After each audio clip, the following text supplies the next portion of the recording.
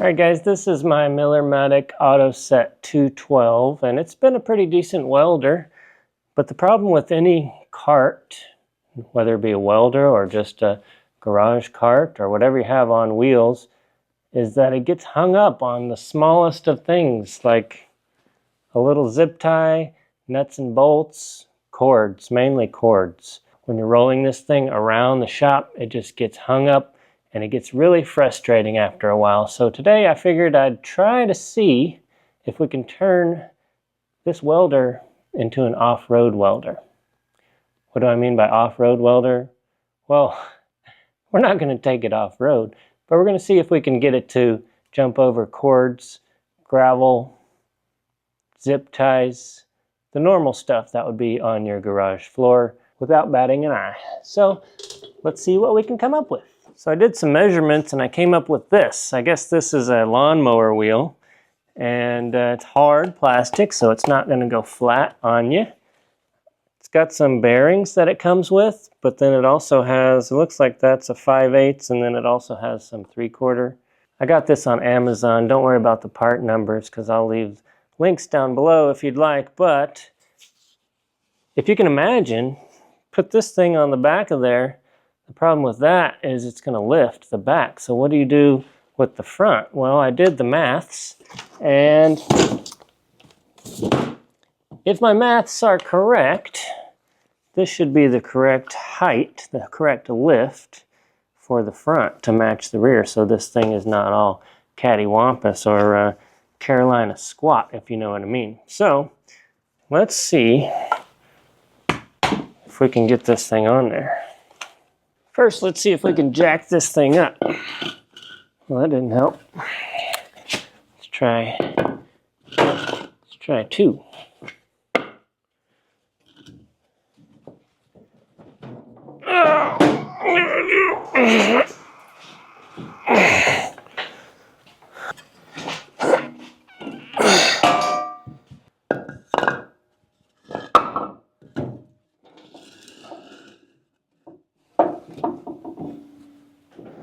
Perfect. Seems pretty stable. Okay, let's see if we can get this C-clip off of here on the rear axle. There we go.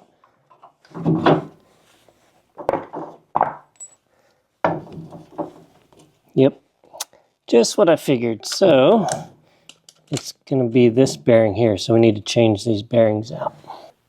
I'll just give her a little tap-tap-a-roo.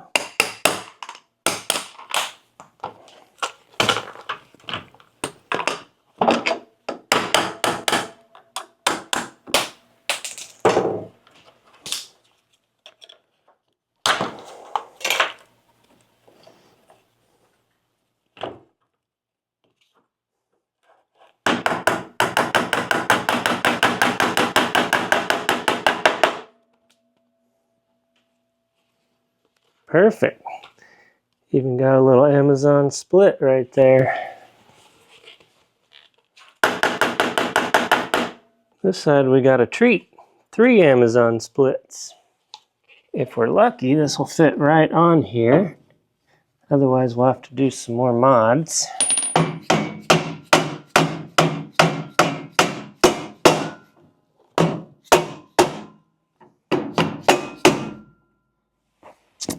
What do you say? I think that's going to work.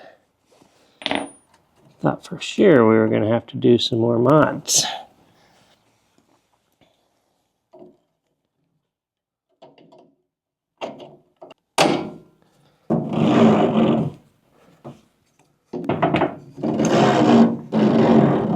Oh, we still might have to do some more mods. Just a little bit of clearance issue right there. Let's put the other one on and see what happens.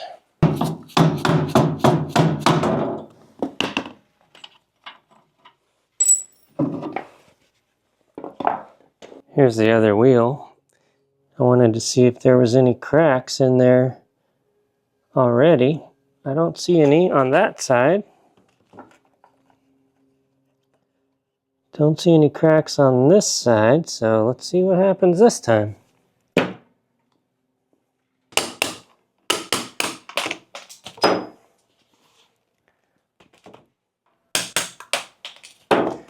Okay. Still no cracks. Makes me wonder if this bearing is just slightly larger.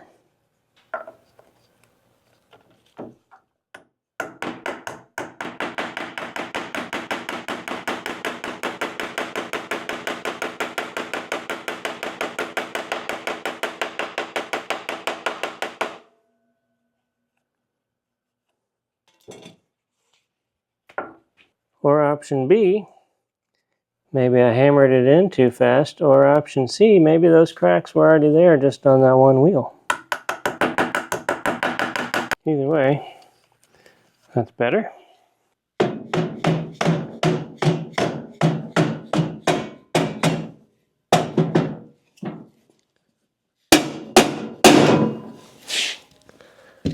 Oh, I just need like 1/8 of an inch more.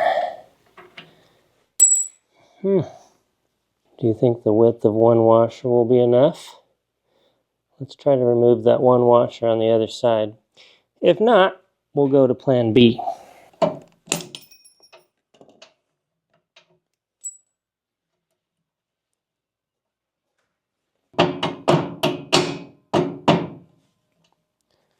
Okay.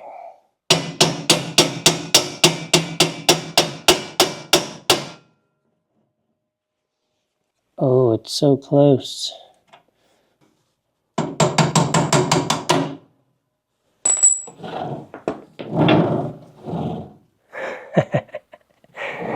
Looks like a wheelchair or something. All right, so got one problem. I think that's going to work there, but there's this little, looks like a 10mm nut. I guess it's a screw that holds on this plate. So we could, so option B was to cut the axle, lengthen it out. Could do that. That's option B. Or option A and a half, could just take out that screw. It's got more screws. I think it'll be fine. Same thing on this side. It's got, what, 8 screws in there altogether? I don't think one screw missing will be ridiculous. Let's give that a shot.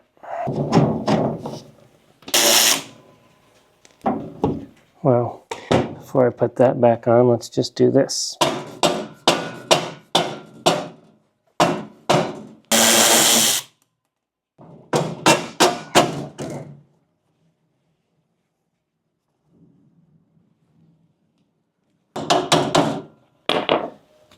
Just in case this turns out to be a terrible, terrible idea, I'm going to take those and put them in a little baggie and put them inside the welder.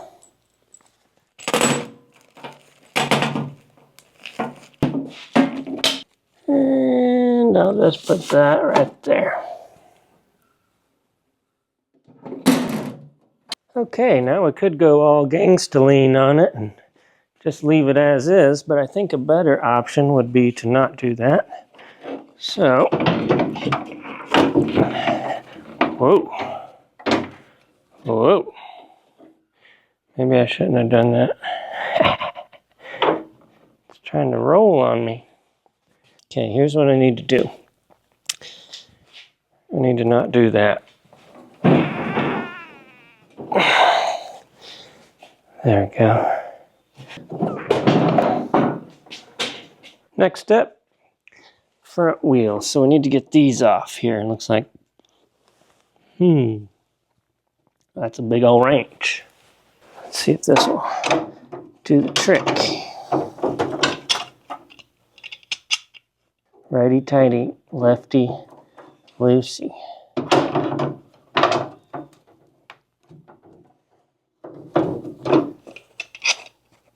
Somebody put some Loctite on there. That thing is spinning, but it's not coming down. After looking it over, it seems like the easiest way to get in there, it's going to be through this side panel here. And I've already got one bolt missing out of there, so what do you know about that?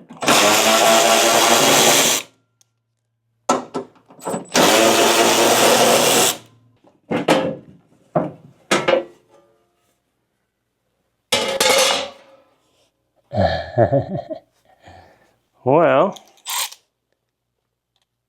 I can get to this wheel, but the other wheel seems to be blocked off by this big old thing, this big old transformer. I was kind of expecting that there would just be a captured nut in there and I could just screw this off, but it was a washer and nut on the other side.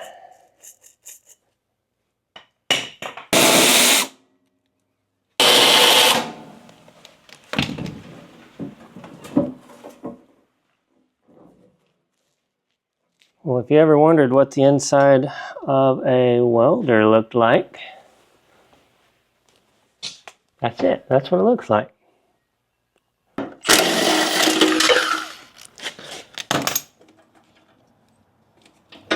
Since I'm this deep into it, I might as well clean it off. A little dusty in there.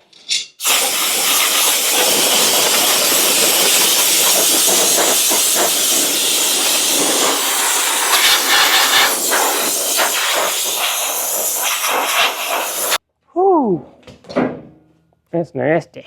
All right, this next step may require a welder, so you might have to go out and get a welder for this next part. I did do some research. This is, I thought that was supposed to be half 20 is what the internet said, but that is not half 20. But either way, I could not find a caster that was this large that had a bolt-on application. So what we need to do is a bit of fabricating. Luckily, I know a fabricator. So this is going to go right here. We need to make a little plate with a stud on it so that we can bolt it down. And because we are lifting this vehicle just like a Jeep, if you lift it, you might want to widen it out to give it a little bit better stance from tipping over. We don't want this thing tipping over. But I don't want to get it too wide so that it's wider than the rear axle or the rear tires here. So that thing's about 17.5 inches. So I think if we keep that around 17.5 inches on the front, that way if you're like trying to park this thing in a real tight spot, you're not going to get hung up by the front and be like, man, I wish this thing was a little bit narrower. All right, so we need a plate that's 17.5 by 4.5. I've got this plate of steel here that's not quite big enough, but I'm going to make it work. So I just need to cut it at 4.5 and then I'll make up the 17.5.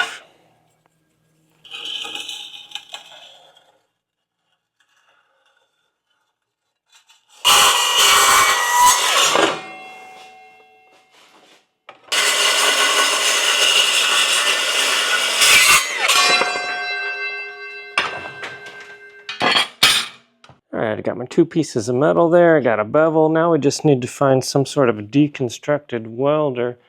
Oh, what do you know? There happens to be one right here. So, let's turn that on. Hopefully that works. And let's do some welding. Need a helmet.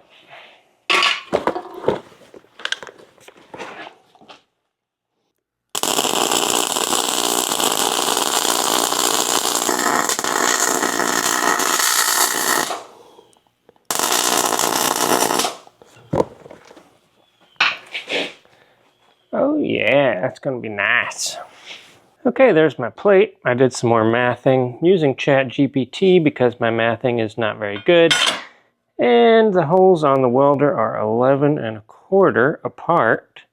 This is the center, doing some measurings using the measuring sticks, I got these two little crosses. We're going to drill holes right there. I want this bolt to go through there, but I want it to go all the way through and be flush, so I want to drill this hole big enough until that head can go through it. Now, I welded on this side, so that might be an issue because it's probably going to be hardened, so I'm going to start on this side instead.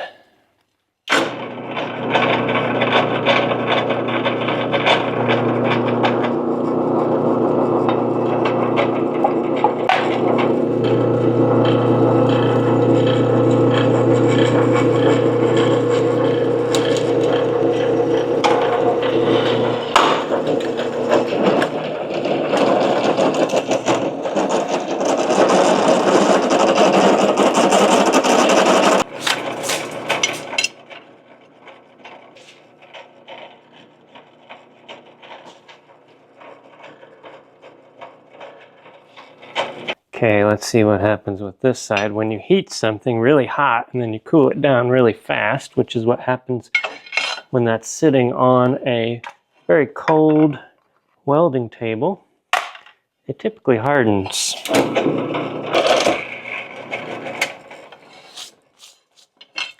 We got lucky in this case. It wasn't hardened. If it was, what you want to do is heat that with a torch until it's cherry red and then let it cool in the air so that it cools very slowly.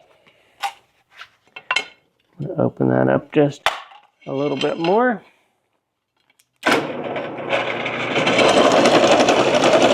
Bolt goes through. I put my nuts on the other side and then we'll check fitment to see if that pushes into the hole.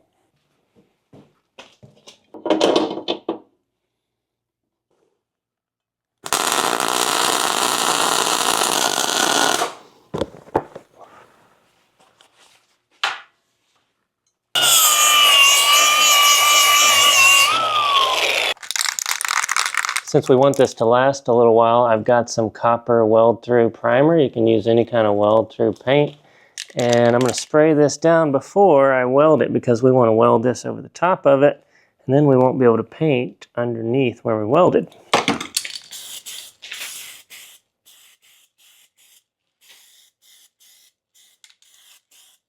Next up, we're going to weld these on. And these are pretty much the biggest wheels and tires that I could get without getting bigger wheels and tires for the backside of the welder, and those were pretty much like lawnmower wheels.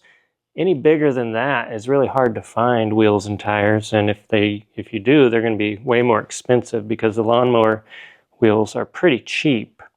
So these are the biggest I could get, and we're going to put them right here, and we're just going to do a little bit more than a tack, but we're not going to weld them completely solid because there are bearings in here and there's plastic. We want to keep this as cool as possible.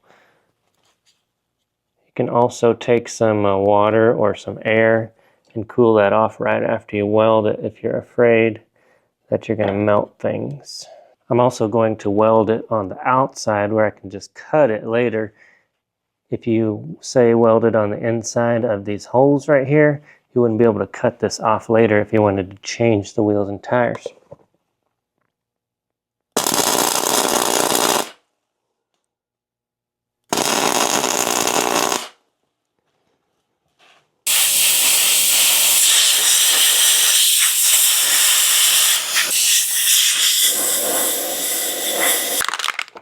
I always like to cool my welds off with a little bit of paint.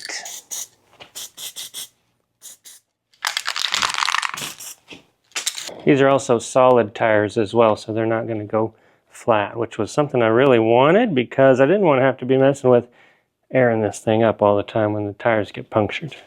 This stuff dries really quick, but you really want to set this thing off, you paint the tires too.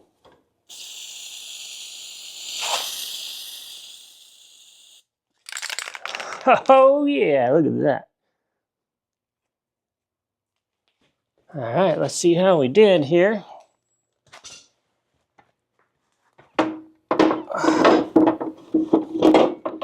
Oh yeah.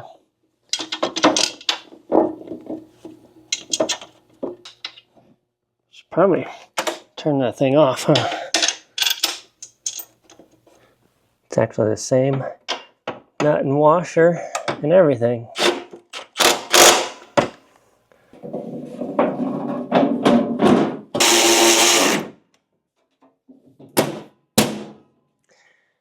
All right, it's time to test this thing out.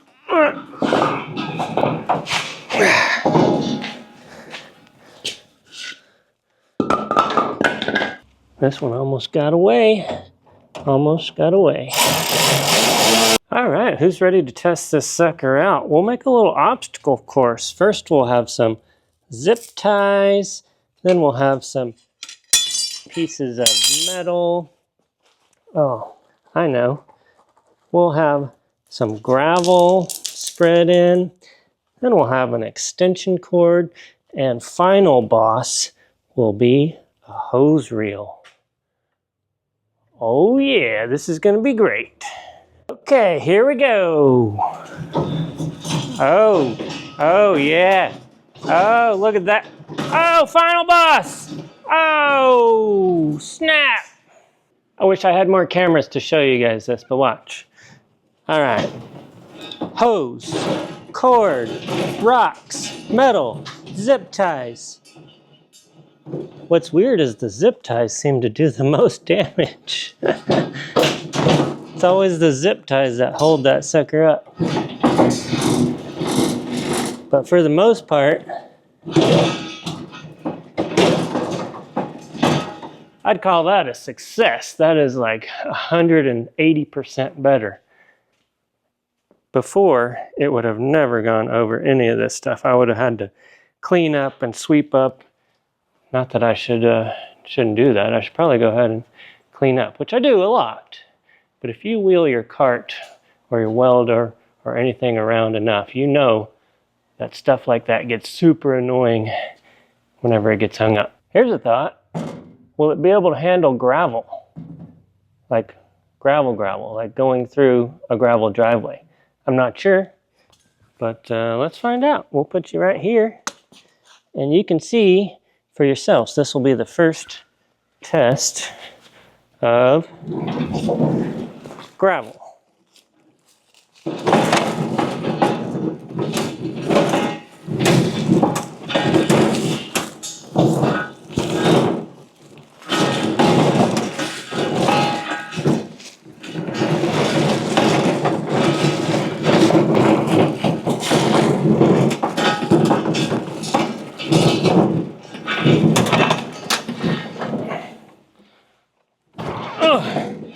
Definitely needs some suspension.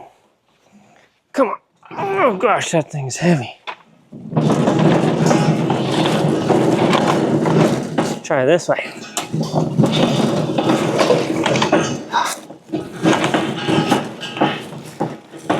Let's try at an angle.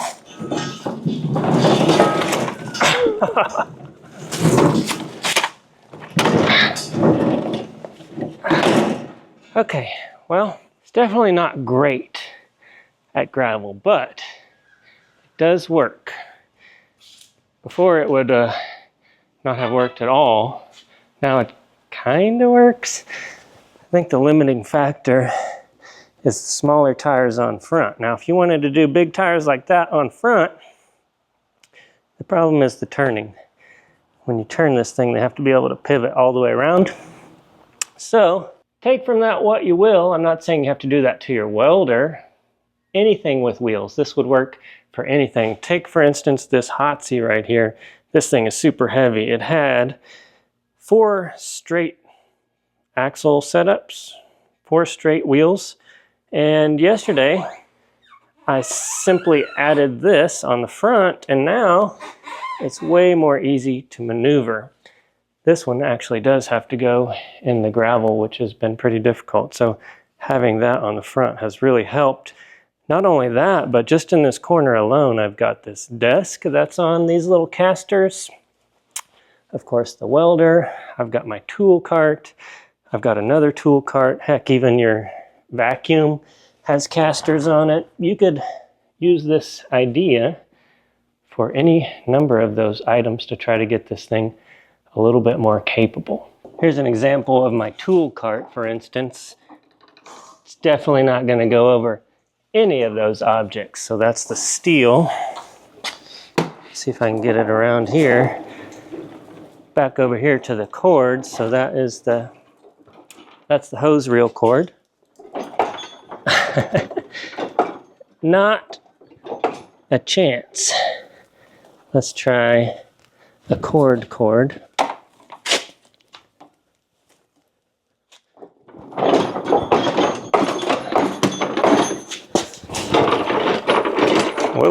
Whoa. That is something to keep in mind though. If you do try this at home, you want to make sure that as you get taller, that thing's going to get more wobbly. Now this thing is still pretty good because it's got a low center of gravity. But if you were to do that to a tool cart, say, like this one where all the tools are up high, you want to make sure that you don't get it too high, otherwise that thing could fall over and hurt you. After playing with it for a few minutes too, I've also noticed it's much easier to push it and use those back wheels, the larger ones. Oh, there's a rock right there. It's easier to use the larger wheels to go over the obstacles first, and that seems to help for whatever reason. It's also much easier to push instead of pull on gravel now that I've got some practice with it. Does it still get hung up here and there? It does, but it's much easier to push over those things when it does just because of the size of the wheels. I'll leave a link down below if you want the exact part numbers that I used. Of course, every machine's going to be a little bit different, but I think it's at least worth a consideration for some of your wheeled garage implements. You might want to make those wheels a little bigger to have a project to do, one, but two, to be able to save some frustration in the shop or the garage.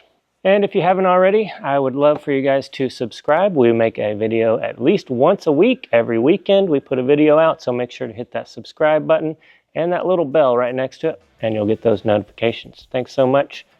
We'll see you guys in the next video.